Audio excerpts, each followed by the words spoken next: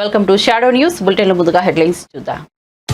ముగిసిన AP cabinet సమావేశం అనంతరం మంత్రులతో మాట్లాడిన చంద్రబాబు తొలి 6 నెలలు మంత్రులను పట్టించుకోలేదని వెల్లడి. మంత్రులు ఇక గేర్లు మార్చాల్సిందేనని స్పష్టీకరణ.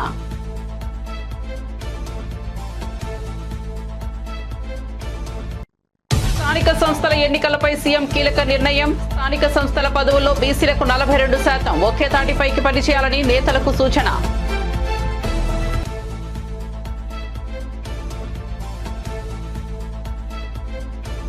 తాడేపల్లిలోని వైసీపీ కార్యాలయంలో YS Jagan press meet. Chandrababu అబద్ధాల మోసాలను ప్రజలకు వివరిస్తామన్న మాజీ సీఎం. చంద్రబాబును నమ్మడం అంటే పులినోట్లో తల పెట్టడమేనని అప్పుడే చెప్పానని వెల్లడి.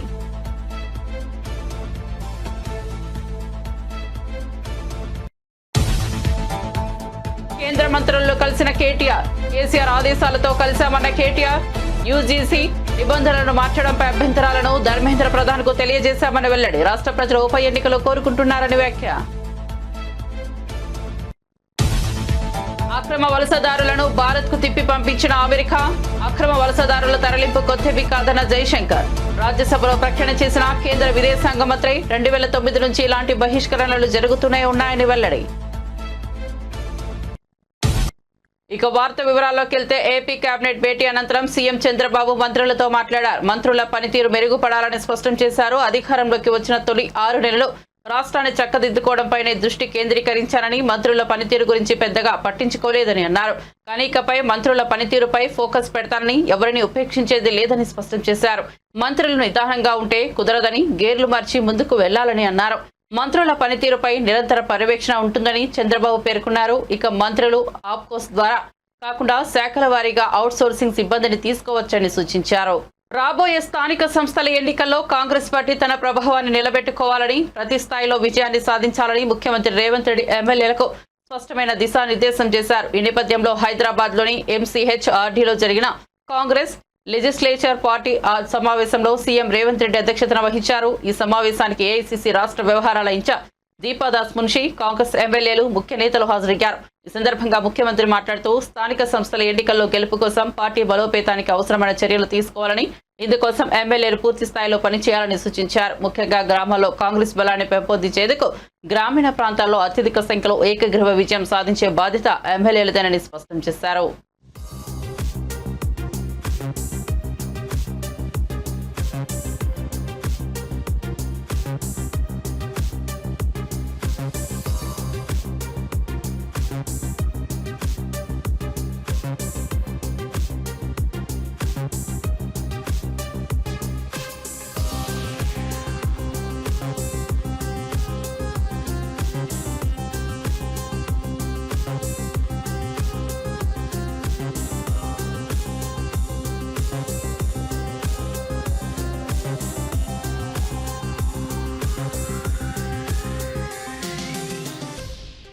అసెంబ్లీ ఎన్నికల సమయంలో చంద్రబాబును నమ్మొద్దని ప్రజలకు ఎంతగానో విజ్ఞప్తి చేశానని, చంద్రబాబును నమ్మడం అంటే పులినోట్లో తల పెట్టడమేనని చెప్పినట్లు వైసీపీ అధినేత మాజీ సీఎం వైఎస్ జగన్ పేర్కొన్నారు. చంద్రబాబును నమ్మడం అంటే చంద్రముఖిని నిద్ర లేపడమేనని చెప్పినట్లు గుర్తు చేశారు.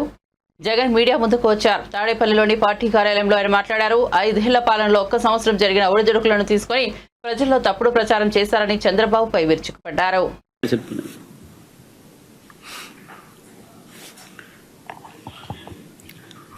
రాష్ట్రంలో దాదాపుగా 9 నెలలు కావస్తా ఉంది. చంద్రబాబు గారి నోట మాట ఏమిటి అనంటే బాబు షూరిటీ భవిష్యత్ గ్యారంటీ అని చెప్పి చంద్రబాబు నాయుడు గారి నోట వినిపించే ఒక కామన్ ఫ్రేజ్. 9 నెలల తర్వాత పరిస్థితి ఏమిటి అనంటే బాబు షూరిటీ, మోసం గ్యారంటీ. ఇది ఈ 9 నెలల కాలంలో ఇప్పుడు మనందరికీ కనిపిస్తా ఉన్న ఫ్రేజ్.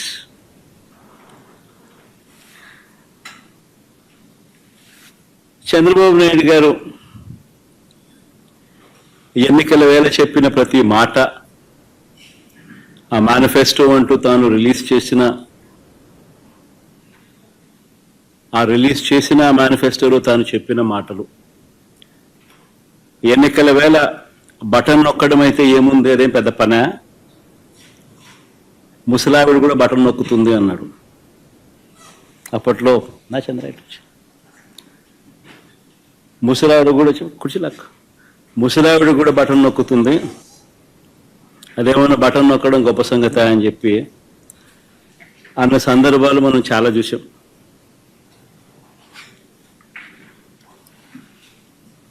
అంతటితో ఆగిపోకుండా సూపర్ 6 అన్నాడు, సూపర్ 7 అన్నాడు.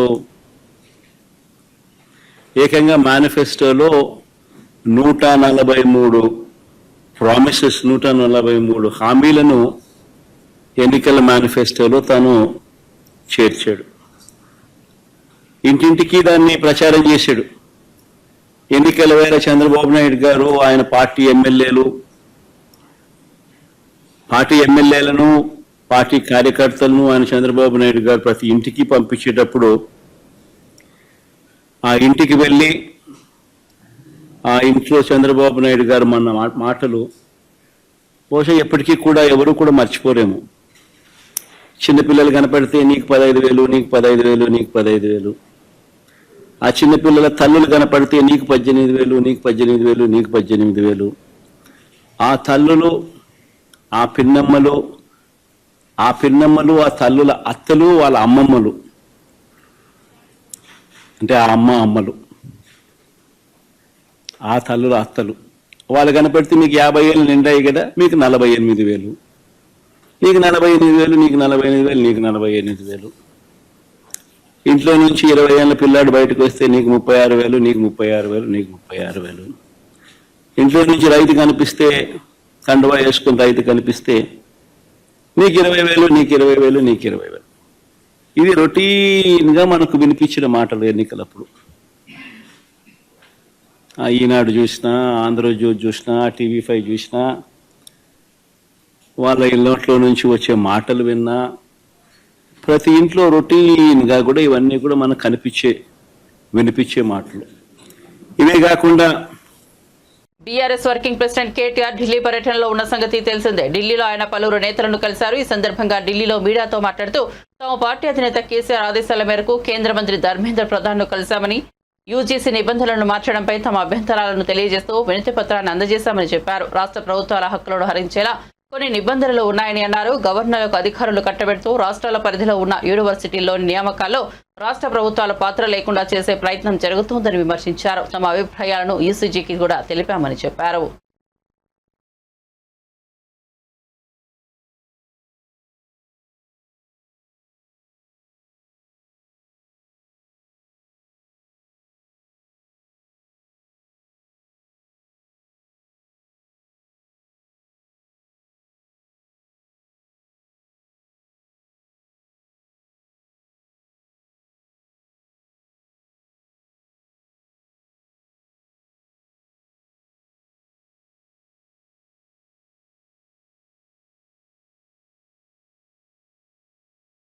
అమెరికా ప్రభుత్వం భారత్కు అక్రమ వలసదారులను ప్రత్యేక విమానంలో తిప్పి పంపిన నేపథ్యంలో కేంద్ర విదేశాంగ శాఖ మంత్రి ఎస్ జయశంకర్ రాజ్యసభలో ప్రకటన చేశారు. అక్రమ వలసదారుల తరలింపు అనేది కొత్తేమీ కాదన్నారు. చాలా ఏళ్ల నుంచి దేశ బహిష్కరణలు జరుగుతున్నాయని, 2009 నుంచి ఇలాంటి బహిష్కరణలు చూస్తూనే ఉన్నామని తెలిపారు.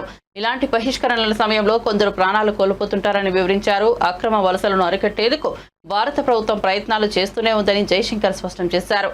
ఒక్క భారతనే కాకుండా అన్ని దేశాల అక్రమ వలసదారులను అమెరికా వెనక్కు పంపిస్తోందని వెల్లడించారు.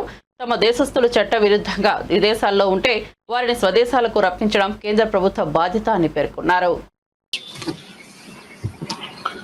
Sir, honorable members would be aware that the process of deportation is not a new one. I repeat, not a new one, and has been ongoing for several years. I would like to share with the House details of deportation from the United States since 2009. Their numbers, years-wise, as available with our law enforcement authorities, is as follows. 2009, number of deportees 734. 2010, 799. 2011, 597. 2012, 530. 2013, 515. 2014, 591. 2015, 708. 2016, 1303. 2017, 1024. 2018, 1180. 2019, 2042. 2020, 1889. 2021, 805. 2022, 862. 2023, 617. 2024, 1368. 2025, 104. Sir, deportations by the US are organized and executed by the Immigration and Customs Enforcement ICE authorities. The standard operating procedure for deportation by aircraft used by ICE, that is effective from 2012. I repeat, that is effective from 2012, provides for the use of restraints. However, we have been informed by ICE that women and children are not restrained. Further, the needs of deportees, including during transit, related to food and other necessities, including possible medical emergencies, are attended to. During toilet breaks, deportees are temporarily unrestrained if needed in that regard. This is applicable to chartered civilian aircraft as well as military aircraft. There has been no change, I repeat, no change from past. సంగారెడ్డిని మరో జవహర్ నగర్ గా మార్చాలని కుట్ర జరుగుతోందని BJP Medak MP Raghunandan Rao ఆరోపించారు. Sangareddy revenue అధికారులు GHMC కలిసి అక్కడ భూములను కలుషితం చేస్తున్నారని ఆగ్రహం వ్యక్తం చేశారు. ఇప్పటికే పరిశ్రమల వ్యర్థాలతో ప్రజలు సతమతమవుతున్నారన్నారు. జిన్నారం, పారానగర్ గ్రామాలను డంపింగ్ యార్డులుగా మార్చేందుకు ప్రభుత్వం ప్రయత్నిస్తోందని విమర్శించారు. హైదరాబాద్కి వెళ్ళి రోజు 1000 లారీల చెత్తను తీసుకొచ్చి దాన్ని శుద్ధి చేస్తామనేటువంటి ఒక కార్యక్రమాన్ని పెట్టి నిన్న రాత్రి 12 గంటల నుంచి చుట్టుపక్కల ఉన్న గ్రామాల సర్పంచులు, ఎంపీటీసీలు, భారతీయ జనతా పార్టీ నాయకులు ఎవరైతే ప్రభుత్వ నిర్ణయాన్ని వ్యతిరేకిస్తారనే అనుమానం ఉందో వాళ్ళందరినీ రాత్రి 12 గంటల నుంచి అరెస్ట్ చేసి ఇప్పటికీ ఈ నిమిషం నేను ప్రెస్ మీట్ మాట్లాడడం స్టార్ట్ చేసిన ఈ నిమిషానికి కూడా సంగారెడ్డి జిల్లాలో ఒక పోలీస్ ట్రైనింగ్ సెంటర్ అని ఉంటుంది, చిద్రుప్ప అనే విలేజ్లో ఉంటుంది. ఆ చిద్రుప్ప విలేజ్ అవుట్స్కట్స్లో ఇప్పుడు ఈ నిమిషానికి 200 మంది గౌరవ ప్రజాప్రతినిధుల్ని, ఊర్లలోకి వెళ్ళి లీడర్లని రాత్రి 12 నుంచి తెచ్చిపెట్టి అదైతే ఊరు బయట ఎక్కడో ఉంది అనేటువంటి ఒక ప్రదేశం అని చెప్పి తీసుకుపోయి అక్కడ పడేసి లారీలను పెట్టి, జేసీబీలను పెట్టి నల్లవల్లి ఫారెస్ట్ మధ్య లోపల పనిని ప్రారంభించారు జిహెచ్ఎంసీ మరియు మా సంగారెడ్డి జిల్లా రెవెన్యూ యంత్రాంగం. దీన్ని తీవ్రంగా ఖండిస్తూ ఉన్నాం. ఇప్పటికే మీ పుణ్యమాని, జిహెచ్ఎంసీ తీసుకున్న తప్పుడు నిర్ణయాల పుణ్యమాని జవహర్ నగర్ అనేటువంటి ప్రాంతం ఒక రావణ కాష్టంలాగా మండుతుంది. ప్రజలు కాలుష్యంతో రకరకాలైనటువంటి ఇబ్బందులు పడుతూ ఉన్నారు. మా సంగారెడ్డి జిల్లా పటాన్ చెరువు, జిన్నారం, కాజిపల్లి, గడ్డపోతారం ఇట్లాంటి ప్రాంతాలన్నీ కూడా ఇప్పటికే రసాయన పరిశ్రమల కాలుష్యం వల్ల మా భూమి, నీరు అన్నీ కలుషితం అయిపోయి ప్రజలు కష్టపడుతుంటే హైదరాబాద్ చెత్త కూడా తీసుకొచ్చి మా కాలుష్యం లేస్తామని చెప్పి ఓ కొత్త పంచాయతీని అర్ధరాత్రి తీసుకున్నారా నిర్ణయం? పాత ప్రభుత్వం తీసుకుందా లేకపోతే ఇప్పుడున్నటువంటి రాష్ట్ర ప్రభుత్వం ముఖ్యమంత్రి రేవంత్ రెడ్డి గారు తీసుకున్నారా మాకు తెలియదు. కానీ నేను ఢిల్లీలో ఉన్నాను, పార్లమెంట్ నడుస్తూ ఉంది. రాత్రి 12 గంటల నుంచి అరెస్ట్ చేసి ప్రజాప్రతినిధులందరినీ తీసుకొచ్చి ఇంకా వదిలిపెట్టలేదనే విషయం తెలిసినప్పుడు ఆ ప్రాంత ప్రజాప్రతినిధిగా తప్పనిసరిగా దీన్ని ఖండించాల్సిన అవసరం ఉందని చెప్పి ఇక్కడికి రావడం జరిగింది. వస్తూ కొంతమంది రెవెన్యూ అధికారులతో మాట్లాడితే, సార్ 2015వ సంవత్సరంలోనే అప్పుడున్న ప్రభుత్వం 152 ఎకరాల భూమి ఇచ్చింది సార్, మమ్మల్ని ఏం చేయమంటారని చెప్పి వాళ్ళు చెప్పడం జరుగుతూ ఉంది. నేను ప్రభుత్వానికి, రాష్ట్ర ప్రభుత్వానికి, ముఖ్యమంత్రి రేవంత్ రెడ్డి గారికి చాలా స్పష్టంగా చెప్పదలుచుకుంది ఒకటే, మీరు రాత్రిళ్ళు పోలీసు వాళ్ళని పెట్టి రోడ్లు వేసిన కులగణన విజయం కొందరు ప్రతిపక్ష నాయకులకు నచ్చట్లేదని కాంగ్రెస్ నేత అద్దంకి దయాకర్ మండిపడ్డారు. ఈ మేరకు ఆయన గురువారం ఓ వీడియో విడుదల చేశారు. గత ప్రభుత్వంలో సకల జనుల సర్వే రిపోర్టును బయటకు పెట్టలేదని ఆరోపించారు. 3 నెలల్లోపు సర్వే రిపోర్టును ప్రజల ముందుకు పెట్టిన ఘనత ముఖ్యమంత్రి రేవంత్ రెడ్డిదని కొనియాడారు. అది తట్టుకోలేక బీసీలను న్యాయం చేయడంలో వెనుకబడ్డామని, ప్రతిపక్షాలు ఆతృతతో ప్రకటనలు చేస్తున్నాయని అన్నారు. బీసీలకు 42% రిజర్వేషన్లు ఇవ్వడానికి తెలంగాణ కాంగ్రెస్ ప్రభుత్వం సిద్ధమవుతోందని స్పష్టం చేశారు. కమిషన్ ప్రకారం బీసీలకు ఏ విధంగా రిజర్వేషన్ అందించాలని ప్రభుత్వం ఆలోచన చేస్తోందన్నారు. 10 ఏళ్లు పరిపాలన చేసిన కేసీఆర్ ఏనాడు బీసీ, ఎస్సీ, ఎస్టీల గురించి ఆలోచన చేయలేదన్నారు. అది రమారమి దగ్గరనే ఉన్నది. కానీ బీసీల్లో ఉన్న ముస్లింలను కూడా ఇప్పుడు వాళ్ళు ఓర్వలేని స్థితిలో వచ్చిండ్రు. ఈ దేశంలో ఉండే బీసీలు ఓబీసీలుగా ఉన్న వాళ్ళు అన్నిటికంటే ముఖ్యంగా వాళ్ళు ఓబీసీల కొరకు చేసింది ఏమీ లేకపోగా మేము ఇలా కుల జనగణన తెలంగాణ ప్రభుత్వం ఎట్లా చేసిందో భారత ప్రభుత్వం కూడా అట్లా చేయమని మేము ఇలా డిమాండ్ చేస్తున్నాం. దాన్ని పట్టించుకోవట్లే. కానీ తెలంగాణలో ముస్లిం పాపులేషన్ పెరిగిపోతుంది, ముస్లింలకు అనుకూలంగా తెలంగాణ ప్రభుత్వం మారిందని చెప్పి ఒక అడ్డగోలు మాటలు మాట్లాడుతున్న తీరు గమనించాల్సిన అవసరం ఉంది. కాబట్టి ఇలా ఎస్సీల సుదీర్ఘకాల సమస్య పరిష్కారానికైనా బీసీలు కాకా కాల్కేకర్ కమిటీ నుంచి మండల్ కమిటీ నుంచి ఇప్పటి వరకు ఎలాంటి పరిష్కారం రాకున్న దాన్ని తెలంగాణ ప్రభుత్వం ఈరోజు దాన్ని పరిష్కరించే ప్రయత్నంలో ఉన్నది. ఇలాంటి హిస్టారికల్ మూవ్మెంట్ను అబాస్పాలు చేయడానికి అజ్ఞానపూరితమైన ప్రకటనలు మాల్కోమని చెప్పి బీజేపీకి, బీఆర్ఎస్కి ఈరోజు హితవు చెప్పాల్సిన పరిస్థితి వచ్చింది. కుల జనగణన సర్వే విజయవంతమయ్యి ఈరోజు ప్రజలందరూ హర్షిస్తున్న క్రమంలో ప్రతిపక్షాలకు కొంతమంది నాయకులకు అది ఇబ్బందికరంగా మారింది.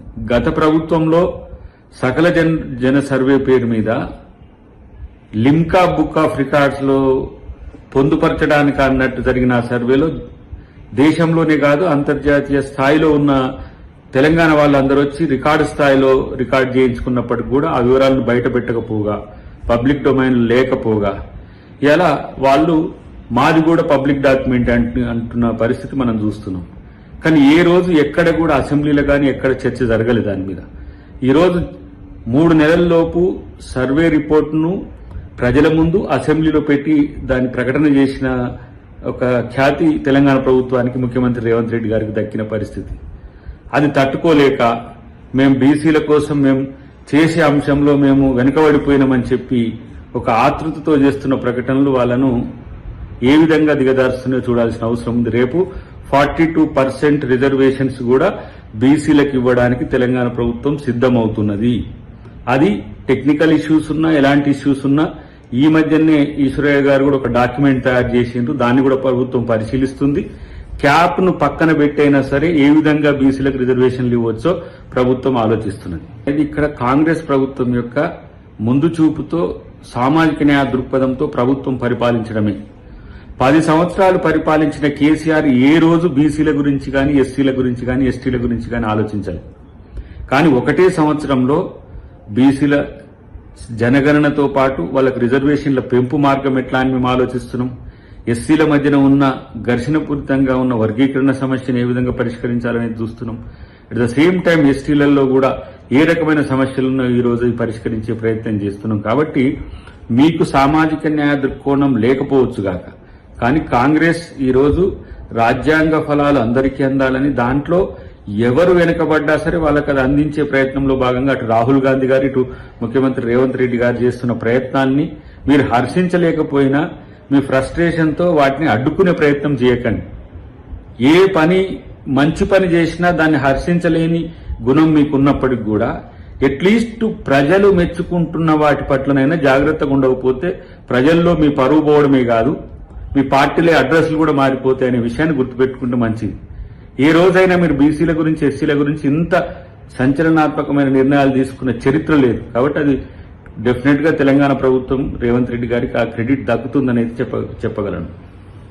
వైఎస్ఆర్సీపీ అధ్యక్షుడు జగన్మోహన్ రెడ్డి మరో 30 ఏళ్ల పాటు అధికారంలో ఉంటామని ఉత్తుత్తి మాటలు మాట్లాడుతున్నారని జమ్మలమడుగు బీజేపీ ఎమ్మెల్యే ఆదినారాయణ రెడ్డి ఎద్దేవా చేశారు. ఆయన 30 ఏళ్లు ఉంటే తాము కూడా 30 తరాలు అధికారంలో ఉంటామని వ్యాఖ్యానించారు. నోటికి ఎంత వస్తే అంత మాట్లాడడం మంచిది కాదని జగన్ కు ఆదినారాయణ రెడ్డి హితవు పలికారు. కేంద్రం, రాష్ట్రంలో బీజేపీ ప్రభుత్వం అధికారంలో ఉన్న కారణంగా వికసిత్ భారత్ వైపు అడుగులు వేస్తున్నామని వ్యాఖ్యానించారు. కడపలో ఏర్పాటు చేసిన మీడియా సమావేశంలో ఆయన మాట్లాడారు. 30 ఏళ్ళు నా పాలన, 175/175 ఎమ్మెల్యేలు, 25/25 ఎంపీలు. పోలింగ్ తర్వాత కూడా ఆయన మాట తప్పినారు అనేది ఆయనకు అలవాటది. జగన్ రెడ్డి గారికి నా ఎంట్రుక పీకలేడు ఇది స్టేట్మెంట్. నీ ఎంట్రుక మేమెందుకు పీకుతాం? మేము బీజేపీ పార్టీలో ముందు కొడతాం నేరుగా. నీకు ఎంట్రీకే లేకుండా చేస్తాం, నీకు రాజకీయ స్థానమే లేకుండా చేస్తాం. అది అభివృద్ధి ద్వారా, వికసిత భారత్ ద్వారా. కేసుల గురించి చెప్పాడు, తను తిన్న డబ్బులు, తన కేసులు. వివేకానంద రెడ్డి ఇష్యూ చెప్పాడు. సొంతంగా తమ్ముడు ముద్దాయిని తెలిసి వాళ్ళే చేయించినారని తెలిసి మాకు సంబంధం లేదని చెప్పడం. ముందు గుండె పోటునడం, మళ్ళీ గుండెలో పోటునడం. కర్నూలులో మీకు అందరికీ తెలుసు, విజయసాయి రెడ్డిని అరెస్టు అది అవినాష్ రెడ్డిని అరెస్టు కోసం కర్నూలుకు పోతే రకరకాలుగా లోకల్ పోలీసులను అడ్డపెట్టి ధర్నాలు పెట్టించి దాన్ని వాయిదా ఇప్పించాడు. మళ్ళీ ఆమె సునీత గారు, వివేకానంద రెడ్డి కూతురు, మళ్ళీ పిటిషన్ వేసింది. సాక్షులు కూడా ఒక్కొక్కరే జారుకుంటున్నారు, పైకి పోతున్నారు. లేటెస్ట్ పిటిషన్ వేసింది ఆమె, త్వరగా పరిష్కారం చేయండి అని కోర్టులో. ఎక్కడికి పోతుంది ఈ ప్రయాణం? వైఎస్ షర్మిల ఓపెన్గా చెప్తాంది. నీకేమో చిన్న, నేను గతంలో చెప్పినట్టు జగనప్పకు రెప్పకు దెబ్బ తగిలితే హత్యా ప్రయత్నం. వాళ్ళ సొంత చిన్నాన్న వివేకానంద రెడ్డి పొడిచి చంపితే ముందు గుడ్డపోటు, ఆ తర్వాత చంద్రబాబు నాయుడు గారు చెప్తే ఆదినారాయణ రెడ్డి కానీ మరొకరు కానీ. మన గౌరవ ముఖ్యమంత్రి గారు కడప కలెక్టర్ గారు చెప్తున్నారు, ఇప్పుడు దాదాపు 3,500 ఎకరాలు ఉంటే ఇంకొక 4,000 ఎకరాలు సేకరించండి, వివిధ ప్రాజెక్టులు తెస్తామని. ఇక్కడే మహానాడు నాడు తెలుగుదేశం ఇక్కడ మహానాడు కడపలో జరగబోతుంది. అన్నీ కలిపి మేమంతా ఒకటిగా ఉన్నాం, ముగ్గురు వేగపోయినాం. నిన్ను జగన్రెడ్డిని మేము ఏకమైనాం, నిన్ను ఏకాకిని చేస్తాం, నామరూపం లేకుండా చేస్తాం. నేనే ఏంది ఇది? నిన్న పోలింగ్ తర్వాత కూడా లండన్కు పోతూ మళ్ళా 151 కంటే ఎక్కువ ఎమ్మెల్యేలు, 22 కంటే ఎక్కువ ఎంపీలు. అంటే రాజకీయాలంటే చింతపండి వ్యాపారమా? ఏదో ఒకటి ఉన్నతమైంది. ప్రతి ఒక్కరూ దీన్ని అడ్డపెట్టుకొని ప్రపంచమే. సమాజానికి ఉపయోగపడే సేవా కార్యక్రమాల్లో ప్రజలు భాగం కావాలని NTR trust managing trustee Nara Bhuvaneswari పిలుపునిచ్చారు. తలసేమియా బాధితులకు అండగా నిలవడం కోసం ఎన్టీఆర్ ట్రస్ట్ ఆధ్వర్యంలో విజయవాడలో నిర్వహించనున్న యుఫోరియా కార్యక్రమ వివరాలను ఆమె వెల్లడించారు. ఫండ్ రైజింగ్ కోసం మ్యూజికల్ నైట్ కార్యక్రమం నిర్వహిస్తున్నామని అన్నారు. దీన్ని నిర్వహించేందుకు తమన్ ముందుకొచ్చారు. ఈ ఈవెంట్ను ఆయన ఒక్క రూపాయి కూడా తీసుకోవట్లేదు. అందరూ సమాజం కోసం ఎంతో కొంత సేవ చేయాలని నారా భువనేశ్వరి తెలిపారు. థాలసీమియా అనేది it is a genetic blood disorder. దీంతో రక్తం, హిమోగ్లోబిన్ అనేది ఎంత మెడిసిన్స్ ఇచ్చినా, అవసరమైన అన్ని ఇచ్చినా కూడా దీంతో రక్తం ఎప్పుడు ఉండాల్సిన ఆ పర్సంటేజ్ కంటే కిందకి పడతా ఉంటుంది. దాంతో ఆ బాధపడుతున్న వ్యక్తులు చాలా ఇబ్బందులు ఎదుర్కొంటారు. ఎస్పెషలీ పిల్లలు. వాళ్ళు ఆఖరికి ఊపిరి తీసుకోవటానికి కూడా వాళ్ళు చాలా ఇబ్బందులు ఎదుర్కొంటారు. అక్యూట్ థాలసీమియా బాధితులు వాళ్ళకైతే 2-4 నెలల్లోనే బ్లడ్ ట్రాన్స్ఫ్యూషన్ అనేది ఎమ్మటే జరగాలి. ఆ ట్రాన్స్ఫ్యూషన్ జరగాలంటే ట్రాన్స్ఫ్యూషన్ అంటే దానికి అంత అవసరం రక్తం. అందుకే నేను కోరేది ప్రతి ఒక్కళ్ళని, మీరందరూ మీ కుటుంబం సమేతంగా, అదే కాకుండా మీ స్నేహితుల్ని ప్రోత్సహించి వాళ్ళందరినీ దగ్గరుండే బ్లడ్ బ్యాంక్స్ కానీ ఏదైనా బ్లడ్ డొనేషన్ డ్రైవ్ జరుగుతున్నప్పుడు మీరందరూ పాల్గొనాలని నేను కోరుతున్నాను. ఎందుకంటే మీకు తెలియకుండానే మీరు డొనేట్ చేసిన ఆ రక్తం చాలా మంది జీవితాల్ని నిలబెడుతుంది. ఎన్టీఆర్ మెమోరియల్ ట్రస్ట్ మేము ఈ థాలసీమియా సెంటర్స్ ఓపెన్ చేయాలనుకున్నాం. మీ అందరికి తెలుసు, ఈ సెంటర్స్ ఓపెన్ చేయాలంటే చాలా డబ్బు అనేది చాలా అవసరం. ఎట్లా అంత డబ్బు మనం సేకరించగలం?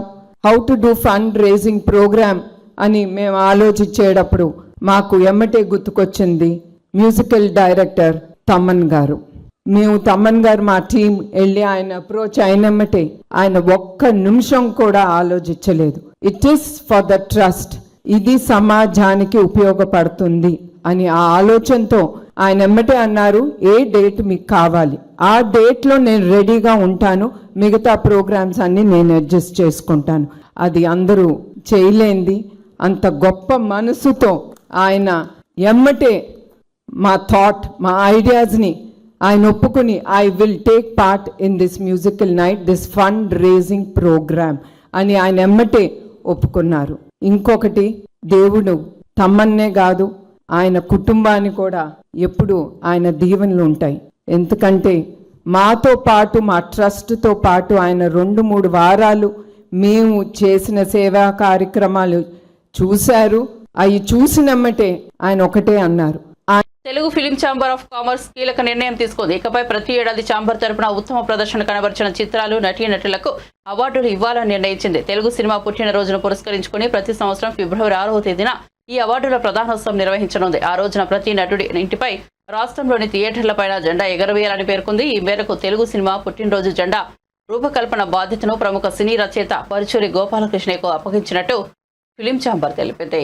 నిర్ణయం తీసుకొని ప్రతి సంవత్సరం ఫిబ్రవరి 6వ తారీఖున ఈ పండుగ చేసుకోవాలని ఒక మంచి నిర్ణయం తీసుకోవడం, అలాగే ఈ సినిమా ఇండస్ట్రీకి సంబంధించి ఒక ఫ్లాగ్, మనకు ఒక జెండా ఉండాలి. ఈ ఉత్సవం చేసుకునే రోజున ప్రతి థియేటర్ మీద జెండా ఉండాలి. ప్రతి సినిమా పరిశ్రమ ప్రతి వ్యక్తి కూడా ఇంటి దగ్గర జెండా ఎగరేసుకొని ఒక జెండా పండగలా కూడా చేసుకోవాలన్న ఆలోచన కూడా చాలా బాగుంది. నాకు ఛాంబర్ ప్రెసిడెంట్ గారు కూడా చెప్పారు, మనం ఆంధ్రప్రదేశ్ ప్రభుత్వం కానీ తెలంగాణ ప్రభుత్వం కానీ ఇదివరకు నంది అవార్డులు ఇచ్చేవి, ఇవ్వటం మానేసారు ఈ ప్రభుత్వం ఆ ప్రభుత్వం కూడా. మనమే మన ఛాంబర్ నుంచి ఎవ్రీ ఇయర్ ఫంక్షన్ చేసి అవార్డులు ఇద్దామని చెప్పిన ఆలోచన చాలా అద్భుతమైన ఆలోచన అండి. డెఫినెట్గా చేసుకుందాం. ఏ ప్రభుత్వం ఉన్నా ఎవరున్నా మనం ఆధారపడకుండా ఫిలిం ఛాంబర్ అనేది ఫిల్మ్ ఇండస్ట్రీకి పెద్ద అసోసియేషన్, మూల అసోసియేషన్ అన్నమాట. మిగిలిన అందరూ కూడా అందులో భాగస్థులమే. ఒక మా అన్న ఉండే రైటర్స్ అసోసియేషన్ అవనండి, డైరెక్టర్స్ అవనండి, ఏదైనా అన్నీ కూడా ఛాంబర్లోంచి వచ్చినాయి. కాబట్టి ఆంధ్రప్రదేశ్ ఫిలిం ఛాంబర్ తరఫున, తెలంగాణ ఫిలిం ఛాంబర్ తరఫున, లేకపోతే తెలుగు ఫిలిం ఛాంబర్ తరఫున దీన్ని ఏర్పాటు చేసి ప్రతి సంవత్సరం కూడా ఈ అవార్డులు కూడా ఇవ్వటం అనేది చాలా మంచి ఆలోచన. మురళీమోహన్ గారు, భరత్ గారు ఇచ్చిన ప్రపోజల్ ఏంటంటే ఛాంబర్ నుంచి బేసిక్గా ఇండస్ట్రీ కోసం ఫస్ట్ అవార్డ్స్ అనేది ఛాంబర్ ద్వారా చేద్దామని. గవర్నమెంట్స్ చేస్తాయి, అది వాటికి దీనికి సంబంధం లేదు. ఆంధ్రప్రదేశ్ గవర్నమెంట్ ఏ పేరు మీద చేసినా, మన తెలంగాణ గవర్నమెంట్ ఏ పేరు మీద చేసినా అవి రన్ అవుతాయి. ఛాంబర్ తరఫున ఇండస్ట్రీకి ఒక ఫంక్షన్ పెట్టి ఛాంబర్ ద్వారా ఇండస్ట్రీలో పెద్దల ద్వారా లేకపోతే ఇండస్ట్రీలో ఉన్న అనుభవకుల ద్వారా అవార్డ్స్ డిసైడ్ చేసి ప్రతి సంవత్సరం టేక్ ఆఫ్ ఛాంబర్ ద్వారా చేద్దామనేది ఒక ఆలోచన. డేట్ ఫిక్స్ అయింది కాబట్టి వచ్చే సంవత్సరం నుంచి ఇట్లా దీన్ని కంబైన్ చేసి ఈవెంట్ కూడా బాగుంటుంది, అందరికి అన్ని శాఖలు కలుపుకుని వెళ్ళినట్టు ఉంటుంది. This is got nothing to do with the government award. Bulletin ముగించే ముందు హెడ్లైన్స్ మరోసారి చూద్దాం. ముగిసిన ఏపీ కేబినెట్ సమావేశం అనంతరం మంత్రులతో మాట్లాడిన చంద్రబాబు, తొలి 6 నెలలు మంత్రులను పట్టించుకోలేదని వెల్లడి, మంత్రులు ఇక గేర్లు మార్చాల్సిందేనని స్పష్టీకరణ.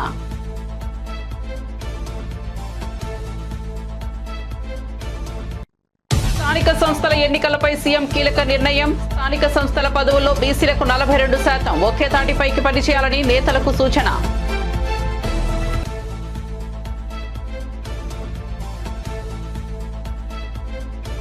తాడేపల్లిలోని వైసీపీ కార్యాలయంలో YS Jagan press meet, Chandrababu అబద్ధాలు మోసాలను ప్రజలకు వివరిస్తామన్న మాజీ సీఎం, చంద్రబాబును నమ్మడమంటే పులినోట్లో తల పెట్టడమేనని అప్పుడే చెప్పానని వెల్లడి.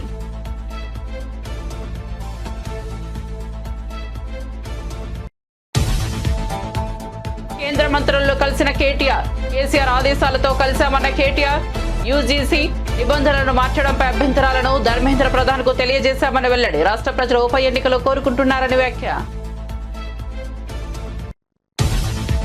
అక్రమ వలసదారులను భారత్ కు తిప్పి పంపించిన అమెరికా, అక్రమ వలసదారుల తరలింపు కొత్తవి కాదన్న జైశంకర్, రాజ్యసభలో ప్రకటన చేసిన కేంద్ర విదేశాంగ మంత్రి, 2009 నుంచి ఇలాంటి బహిష్కరణలు జరుగుతూనే ఉన్నాయని వెల్లడి.